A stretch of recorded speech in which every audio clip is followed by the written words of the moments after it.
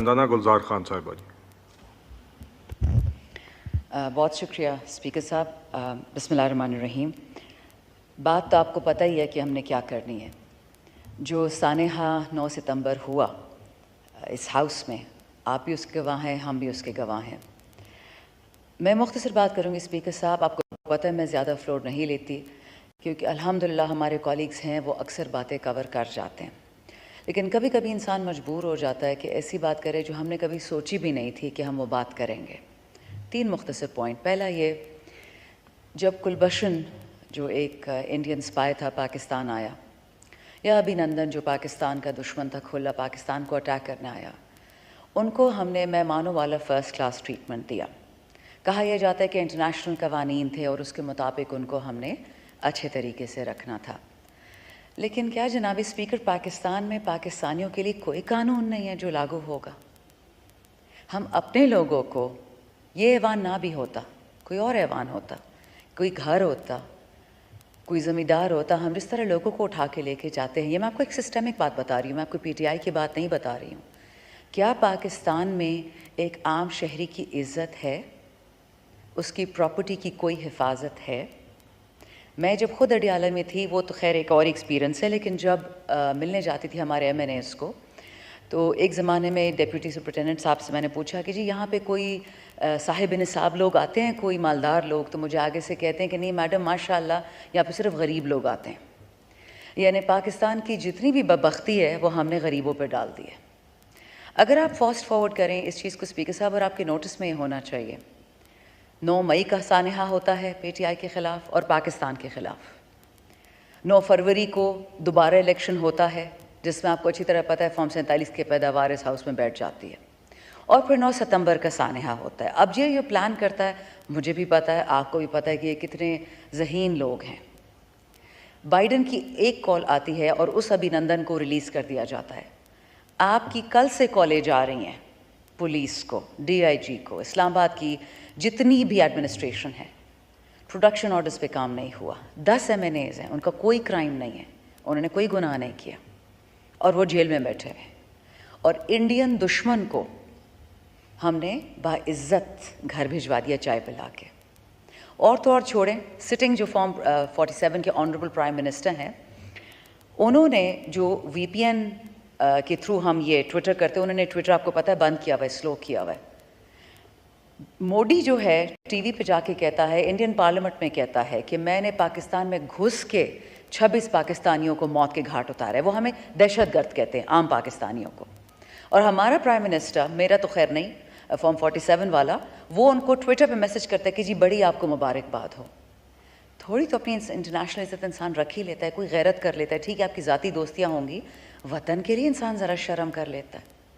मतलब हम बुग़्ज़ इमरान से बुग़्ज़ पाकिस्तान तक पहुँच गए हैं। छोटा सा सफ़र था 2 साल का। दूसरी बात, ये जो हमारा जलसा था 8 सितंबर का, मैं आपको बता नहीं सकती कि हम मुश्किल से 20 फुट की सड़क होगी, और जिस तरह हम वहाँ पहुँचे हैं संगजानी, 2 दफ़ा तो जलसा गा बदला, चलो ठीक है, डीसी इस्लामाबाद ने इजाज़त दी, 40 हम पे शराइत रखी, हमने सारी शराइत भी मान ली। जब वहाँ पहुँचे तो पता चला कि इस्लामाबाद से आते हुए, पंजाब से आते हुए, ख़ासकर ख़वातीन के लिए मसले थे, उनको वैन से उतारा गया। इस ऐवान में कल ख़वातीन की इज़्ज़त पे बड़ी बात हुई, ख़ासकर मरियम नवाज़ साहिबा की इज़्ज़त पे। लेकिन यही तो गम है कि इस वतन में आसफा ज़रदारी की इज़्ज़त तो है, मरियम नवाज़ की तो है कि उनके मालदार वालदैन हैं, उनको प्रोटेक्ट कर सकते हैं। आम पाकिस्तानी औरत कहाँ जाए? आपको पता है कि उनको यहाँ पे उतारा है इस्लामाबाद में कि आप पैदल जाएं संगजानी। सिंध में ट्रेनें रोकी हैं, औरतों का कहा है कि आप वहाँ जिस तरह पहुँचती हैं पहुँचे।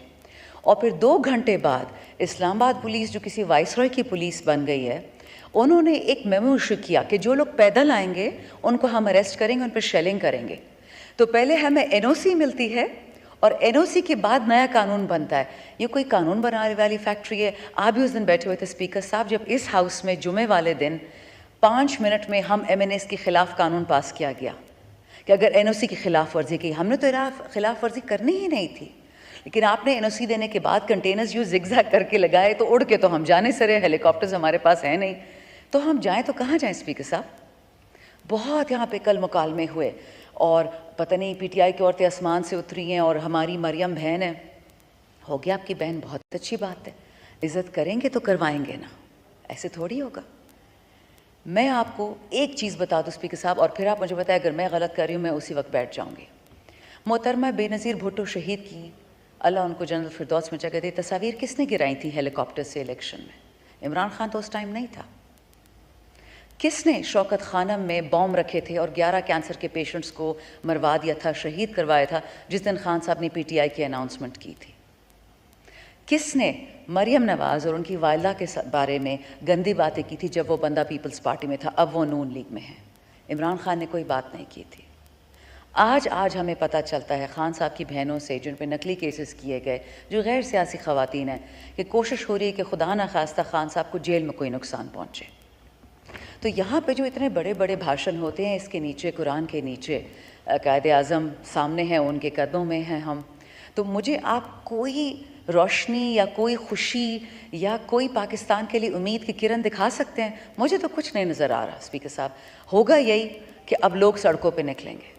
बिजली गैस की तो सब ने बातें कर दी हैं आपसे, वो तो आप मुझसे ज़्यादा जानते हैं। लेकिन क्या हम ऐसे पाकिस्तान के मुतहम्मिल हो सकते हैं? बाइडन का ऑर्डर आता है पाकिस्तान को 5 टुकड़े में तोड़ दो, हमारा वाला इधर घुटने टेक देता है, वोट ऑफ नो कॉन्फिडेंस करवा देता है। उसके बाद तो बर्बादी आपने भी देखी है, मैंने भी देखी है। All I am trying to say is the following speaker साहब, पाकिस्तान को कहाँ लेके जाना है? बुग़्ज़े इमरान से बुग़्ज़े पाकिस्तान कैसे बन गया? और अगर वाकई बाइडन का ऑर्डर है, हम तो सुनते हैं सोशल मीडिया पे कि जी पाकिस्तान को तबाह करना है, और शुरुआत अगर पीटीआई से करनी है, तो सर ख़ात्मा तो फिर इस साइड पे ही होगा। ये बात फिर कहीं नहीं जा रही। आई कैन अश्योर यू, मत पाकिस्तान को दोबारा बांग्लादेश बनने की इजाज़त दें। आपको पता है इस वक्त कि साउथ केपी में इंडस हाईवे पुलिस फोर्सेस ने ब्लॉक कर दिया है। मौलाना नसीम हमारे भाई जो इस वक्त जेल में हैं या लॉकअप में या जहाँ भी उनको छुपाया हुआ है, ज़ुबैर वज़ीर साहब वज़ीरिस्तान के एमएनए, लकी मरवत के शेर अफजल मरवत, पुलिस ने कहा है कि हम पे दहशतगर्दी स्टार्ट होगी। समझ नहीं आ रही है कि इतनी इन्फॉर्मेशन दहशतगर्द के पास कहाँ से आती है कि टारगेट कर करके पुलिस वालों को मार रहे हैं। उन्होंने ये रिक्वेस्ट की कि 3 महीने तमाम LEA सिक्योरिटी फोर्सेस निकल जाएं यहाँ से, हम जाने और टेररिस्ट जाने। यही बात उस दिन कबाइल जिरगे पेशावर में हुआ था। मैं गई थी रिप्रेजेंटिंग माई एरिया, मेरा इलाका भी आधा कबाइल है, FR हसन खेल। वहाँ पे लोगों ने पता है क्या शिकायत की? कि हमारे बच्चों को टारगेट शूटिंग का विक्टिम बनाया जाता है, सीधी सर में गोली लग रही है नौजवानों को, टेररिस्ट कर रहे हैं। और जब थाने में जाते हैं FIR कटवाने, तो क्या जी ऊपर से ऑर्डर आया है कि एंटी टेरर का कोई शिक नहीं लगानी। और हमारे जितने MLAs इस वक्त बैठे हुए हैं लॉकअप में, उन पे एंटी टेरर की शिकें लग गई हैं। क्या हमने दोस्ती कर ली है टेररिस्ट से? उनके साथ कोई डील कर ली है? मादनियात पे तो हम सबको पता है ना कि जहाँ मादनियात होती है वहाँ टेररिस्ट पहुँच जाता है, और तकरीबन महीने बाद ऑपरेशन स्टार्ट हो जाता है, फिर वो इलाके पता नहीं किसके हाथ में चले जाते हैं। But what are we doing to this country honourable speaker? मैंने कोई ऐसी नई बात नहीं की जो बाकी सब ने नहीं कही होगी, बट दुआ यही है कि आप जैसे लोग, the voices of sanity, let sanity prevail sir.